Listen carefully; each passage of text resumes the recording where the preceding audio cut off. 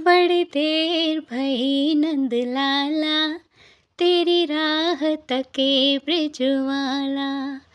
बड़ी देर भई नंद लाला, तेरी राह तके ब्रिजबाला। ग्वाल बाल एक एक से पूछे, कहाँ है मुरली वाला रे। बड़ी देर भई नंद लाला, तेरी राह तके ब्रिजवाला। कोई न जाए कुंज गलिन में, तुझ बिन कलियां चुनने को।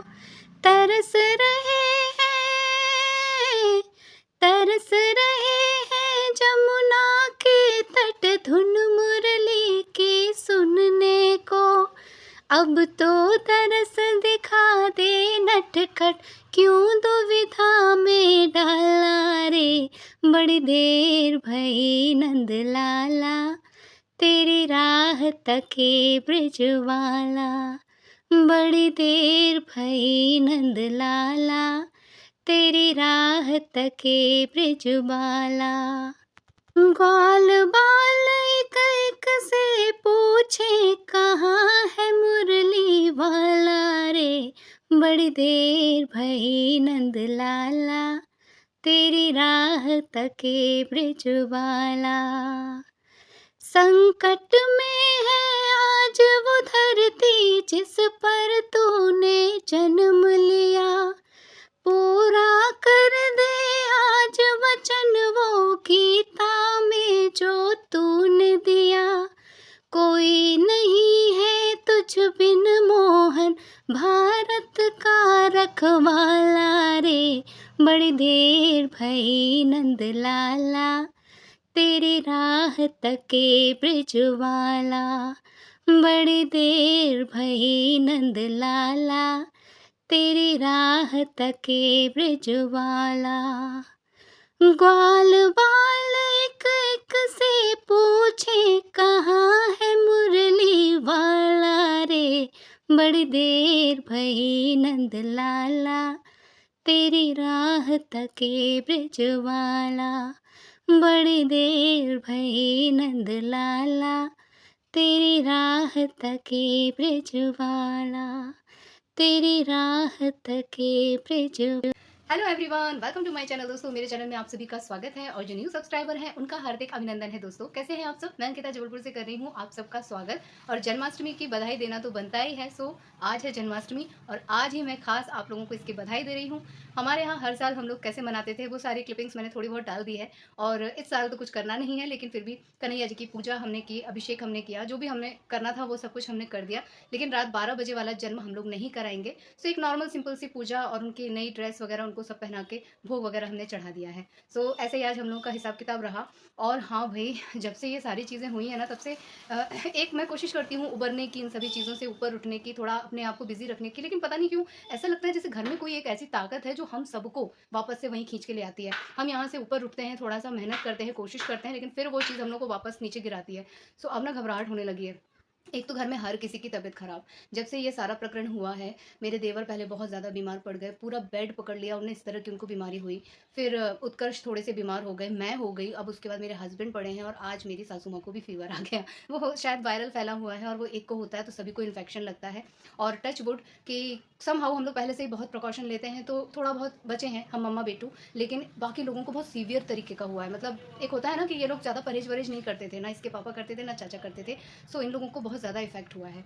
लेकिन बहरहाल, जब सब जगह ये सारी चीज़ें चल रही हों तो आप कहाँ तक बचे रहोगे। लेकिन उम्मीद करती हूँ कि हाँ, अब जो है हम लोग उसको भी संभालेंगे, कोशिश करेंगे। अच्छा, जब आपके अंदर से तबीयत अच्छी ना हो या घर में कोई एक भी पड़ा हो ना, तो आपका मन बड़ा डिस्टर्ब होता है।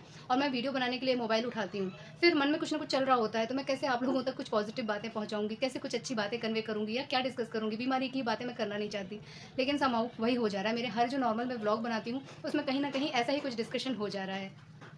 एक तरफ ये सारा सब कुछ तो चल ही रहा है और उत्कर्ष के बीच में बहुत ज़्यादा क्विज सारे के सारे ऑलमोस्ट छूट गए थे। एक रह गया था स्पोर्ट्स क्विज, तो इसके पापा ने उसमें करवा दिया था इसका, और ये उसमें भी फर्स्ट आया, तो कह रहा चलो कम से कम एक क्विज में मैंने पार्टिसिपेट किया, उसमें तो मैं फर्स्ट आया हूँ। और बाकी का पढ़ाई का हिसाब किताब तो वैसे ही है, वापस से एग्जाम की डेट आ गई है, सिलेबस आ गया है, फिर वापस से लगना है। अच्छा, कई लोग ना अपने बच्चों की चीज़ों को लेकर बहुत ज़्यादा डिस्कस करते हैं कि दीदी बच्चा तो सुनता ही नहीं है, ऐसा है, और डॉक्टर कहते हैं, टीचर कहते हैं मारो मत, ये मत करो, वो मत करो।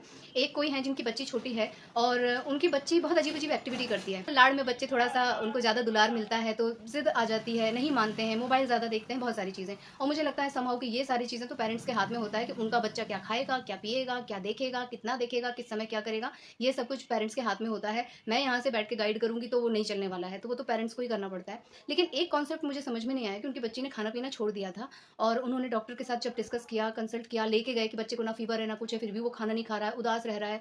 तो उन्होंने बोला कि समझाया पेरेंट्स को कि आप बच्चे के ऊपर हाथ ना उठाएं, बच्चे को डांटे ना, डराएं ना, मतलब आपको ये सब चीज़ें नहीं करना चाहिए, क्योंकि बच्चों का मन बहुत कोमल होता है और कुछ कुछ बातें बच्चे अपने मन में रख देते हैं। अगर वो कुछ वियर्ड सा बिहेवियर कर रहा है तो आप नोटिस कीजिए कि ऐसा क्यों हो रहा है, वैसा क्यों। मुझे ये लॉजिक बड़ा अजीब सा लगा, क्योंकि देखो हम लोग तो मार कुट के ही बड़े हुए हैं भाई, हमारे मम्मी पापा ने तो आओ देखा ना था, एक ने गलती की तीनों पिटते थे।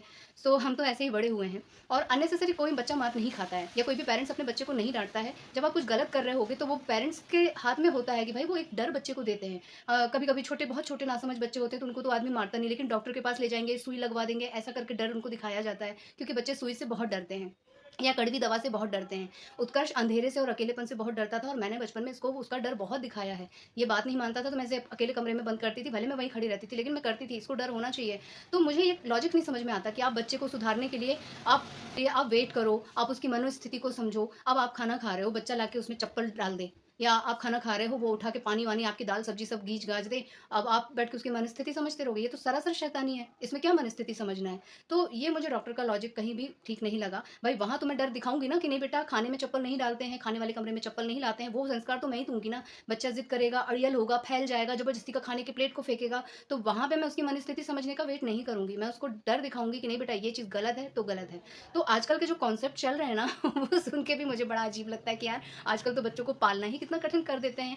हमने जो देखा है हमारी मम्मियों को करते या अपनी दीदियों को करते, उसी हिसाब से मैं सीख ले लेके अपने बच्चे को जो है पाल रही हूँ। तो मेरा तो भैया यही मानना है कि सही गलत अच्छा बुरा हर चीज़ पेरेंट्स के हाथ में होती है। उसी हिसाब से आप डिसाइड कीजिए कि आपके बच्चे को क्या अपब्रिंगिंग देना है, कहाँ पे रोकना है, कितना रोकना है, कहाँ पे टोकना है, सभी चीज़ें मैं भी करती हूँ। मैं इतना सब कुछ बोलती हूँ, लेकिन कितना स्ट्रगल मुझे करना पड़ता है वो तो मैं ही जानती हूँ, क्योंकि बच्चा है, चार तरह की चीज़ें बाहर से देख के आता है, घर में आके जिद करता है, तो मैं कैसे कैसे उसको हैंडल करती हूँ। हर बच्चे के ऊपर वही चीज़ लागू नहीं होती है।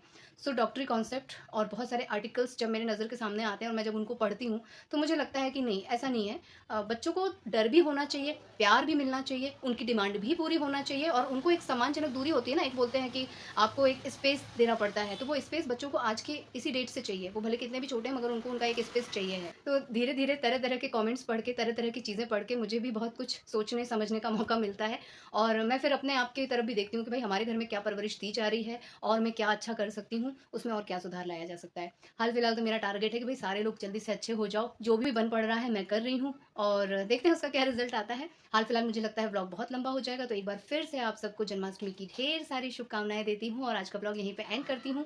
और आप लोगों से रिक्वेस्ट करूंगी कि जो लोग नए हैं प्लीज़ मेरे चैनल को सब्सक्राइब कीजिएगा, वीडियोस को लाइक कीजिएगा, और ये वीडियो तो इंपॉर्टेंट नहीं है इसको शेयर मत कीजिएगा, लेकिन जो इंपॉर्टेंट वीडियो लगती है उसे ज़रूर से अपने फैमिली और फ्रेंड्स के साथ शेयर कीजिएगा। अपना प्यार और आशीर्वाद मुझ पर बनाए रखिएगा, मेरे परिवार पर बनाए रखिएगा, ताकि हम लोग हर तरह से लड़ झगड़ के वापस से खड़े हो जाएं और वापस से अपने रूटीन में आ जाएं।